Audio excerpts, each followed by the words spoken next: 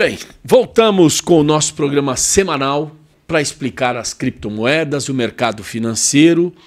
E para isso a gente tem um super especialista aqui, que é o Matheus Medeiros, que está conosco mais uma vez para fazer a audiência aqui na Rádio 09. Matheus, grande abraço a você, muito obrigado pela presença mais uma vez. Muito obrigado, Oliveira, muito obrigado aos nossos queridos ouvintes, Rádio 09, por sempre estar aqui abrindo a porta para a gente falar um pouco de finanças, esse mundo de tecnologia e cripto também, que é a onda, não só do momento, mas eu digo do futuro. A gente vem já debatendo há muito tempo, né? Nós temos aí quase 30 programas. Eu acho que a edição de hoje é a edição de número 30, se não me falha a memória, eu bem perto disso. E aí, uma coisa que surge no meio de tudo isso é que o mundo vai andando. A gente tem política para lá e para cá, e tem a direita e a esquerda, que eu também agora não sei mais o que é direita e o que é esquerda, porque o cara fala assim, ditadura de esquerda. Existe ditadura de esquerda e existe ditadura de direita. Existe ditadura de direita, é que nós, brasileiros, vivemos uma ditadura de direita de 64 a 85. Perfeito. E agora nós temos aqui, por exemplo, na vizinha Venezuela, uma ditadura de esquerda. Então eu queria perguntar para você exatamente sobre o Trump, né? Que vem com uma direita assolada e olha, é forte, não sei o que. Ele ganhou a eleição, ele vai assumir agora no começo do ano. E aí ele já fala em proteção do dólar e que ele vai para cima de todo e qualquer sistema em função do dólar pela proteção da moeda americana, que hoje é a principal moeda no mercado mundial. Aí o Brasil já se uniu à China, já ficou algo ali meio que uma rusga, dizer assim, mas se o Brasil, que tem o maior mercado dele, né, o maior mercado do Brasil de transações não é o dos Estados Unidos, já foi. Hoje é a China, né? E é um mercado muito grande, é muito superior ao dos Estados Unidos, que é muito importante. E agora o Trump também fala em muitos bloqueios que ele pode criar diante daquela coisa de que ele quer preservar apenas os Estados Unidos, o resto do mundo que se exploda.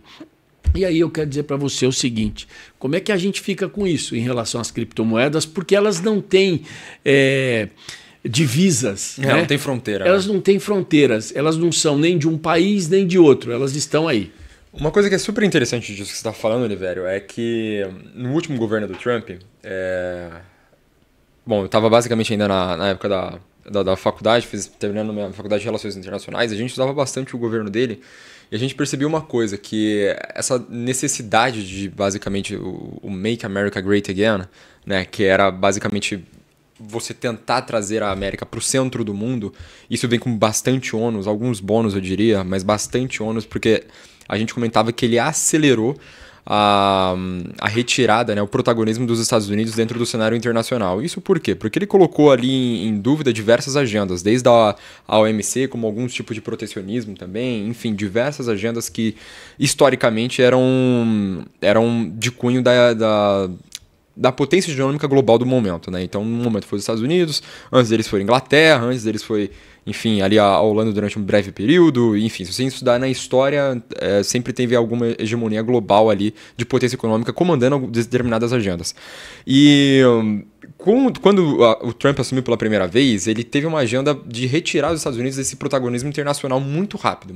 Ele acelerou essa distância, assim, né, de retirada de protagonismo internacional dos Estados Unidos. Isso permitiu como a China assumisse algumas outras agendas, como até mesmo como sendo a maior investidora dentro da África, né? Eu estou falando tudo isso por quê? Porque mesmo que a gente esteja falando de uma relação do dólar, o Trump ele tem uma relação de emprego mesmo, ou de qualidade de vida dos norte-americanos. Essa é a principal agenda política dele no final do dia. Não necessariamente tem a ver com o dólar, com a moeda em si, porque a moeda ela tem muita variável que nem sempre depende da pessoa. E aí olha que engraçado, a gente está falando aqui de cripto, está falando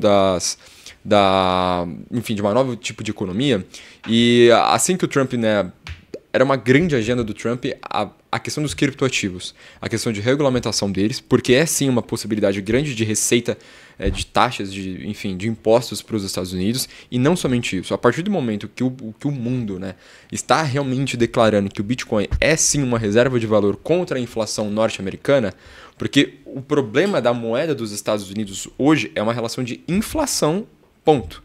Significa o quê? Estamos vivendo isso no Brasil nesse momento. Só que nos Estados Unidos é muito pior. Só que nos Estados Unidos é muito pior, porque a gente fala de importação de inflação. Exportação de inflação, perdão.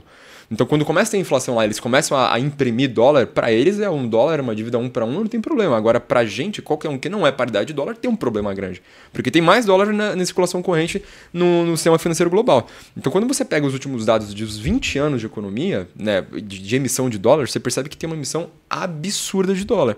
E como todo mundo sabe, né? Todo mundo viu já os 30 episódios, já falamos isso algumas vezes. Impressão de moeda significa o quê? Você perder poder de compra. Ponto.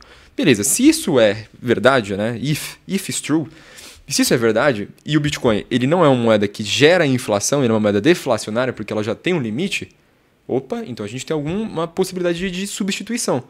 Com isso, a agenda do Trump, nessa última eleição relacionada aos criptoativos, ele falou o seguinte, gente, já deu como certo, o Bitcoin realmente é um negócio, cara, cripto realmente melhora a economia, melhora os fluxos cambiais, melhora os fluxos de transações, vamos apostar nisso. Então ele já falou de regulamentação, já criou a DOGE aí, que é o Departamento de Eficiência Governamental junto com o Elon Musk, quer dizer, criou não, né? Disse que vai criar. Já tem um protocolado dentro dali, umas conversas bem legais, de fazer uma reserva própria de Bitcoin dentro do governo dos Estados Unidos. A própria Microsoft já anunciou no teu balanço pro ano que vem que vai começar a compra de Bitcoin. Então, assim, tá mais do que claro que isso já está efetivado e isso vai ser o futuro, entendeu? Teoria da conspiração. O dólar vai partir para cima dos bitcoins, é isso? Ou não há essa possibilidade, cada moeda vai seguir seu rumo? Acho que cada moeda vai seguir o seu rumo. Vai parecer muito, basicamente, a relação do ouro. Né? Poxa, o quanto de ouro? Porque geralmente o ouro que é a proteção geral contra a inflação, proteção de poder de compra. Eu acho que vai começar a fazer essa substituição no final do dia. Não acho muito difícil a gente começar a pegar e falar o seguinte... Nossa, Oliveira, quanto que você pagou no seu celular? Ah, eu paguei 0,000001 Bitcoin. Não.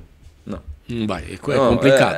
Eu acho complicado até para as pessoas manusearem isso, né? Exatamente. No dia a dia. Você vai lá para uma gôndola do supermercado, vai comprar um sabão em pó, vai comprar um refrigerante, vai comprar um detergente, você pagou 0,0000.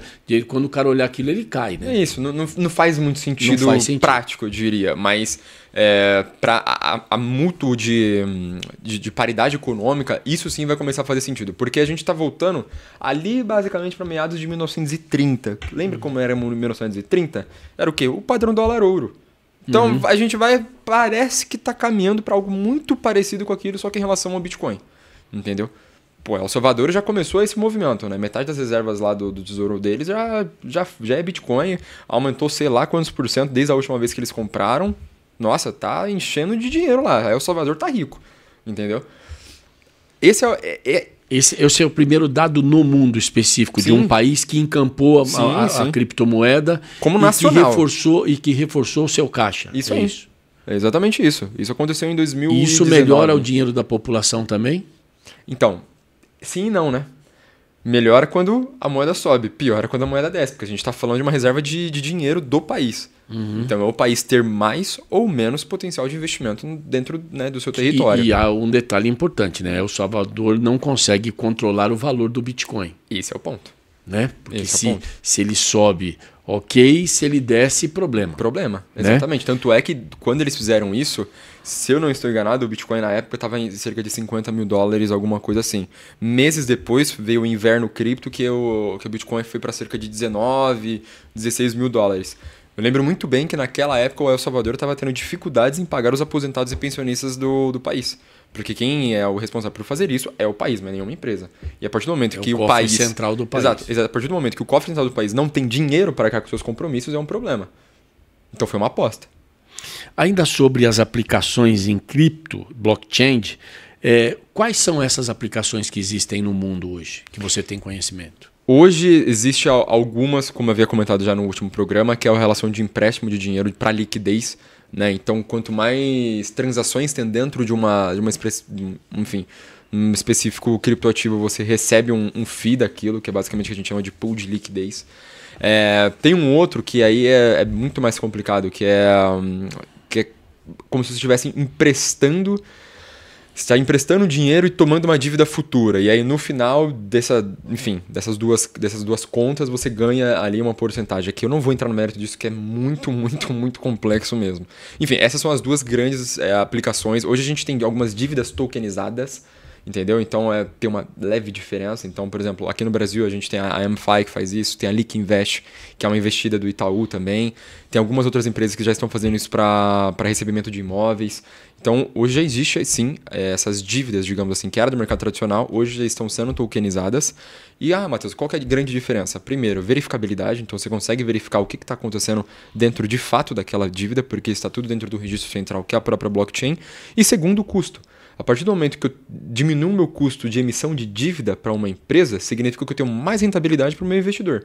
Então, numa dívida que antes você, como investidor que está comprando uma dívida, CDB, para quem não sabe, é dívida, enfim, LCI, LCA, tudo isso daí é dívida de alguém que você está comprando, que você está pagando lá 12%, 11%, está sendo, enfim, pago para isso. Se você geralmente tokeniza isso daí consegue ir para um 14%, para um 15%, para um 16%, dependendo do risco que é essa dívida. Por quê? Porque a tokenização veio para tirar muito do custo e dar liberdade para o investidor fazer o que ele quer com o seu dinheiro. Semana que vem, no próximo capítulo, eu gosto sempre de deixar um gancho para o próximo programa. A gente, alguns programas atrás, falou sobre compra, por exemplo, de imóveis, sim. sobre compra de veículos, sobre compra de maneira geral. Né? Não para comprar na gôndola do supermercado, mas coisas que tenham um valor agregado maior.